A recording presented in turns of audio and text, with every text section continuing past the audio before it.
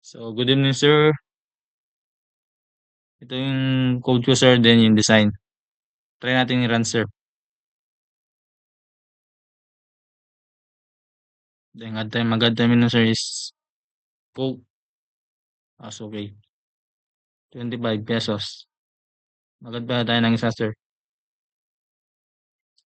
Royal. 15 pesos.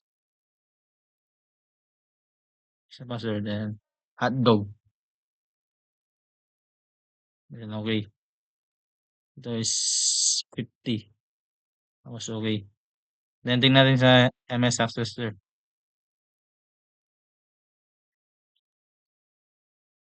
Then, ayun yung mga nakita natin, sir. Then, punta tayo dito, sir.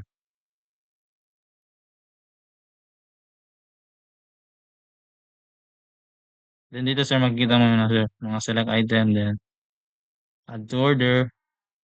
Then, 25 pesos. Then, yung amount pin is 100. Then, checkout. Then, save receipt. Tapos dito, sir, is maglalagay tayo. Example is receipt. James. Then, save. Then, okay. Then, punta sa folder, sir. Documents.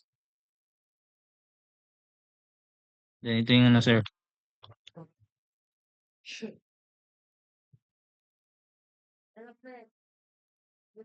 Ano, sir, nakita naman po, sir. Gumagana po yung code natin.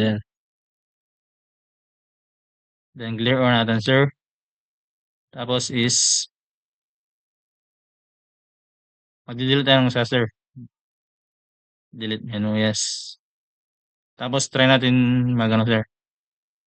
Mag-update. Sample is 45. Then, okay.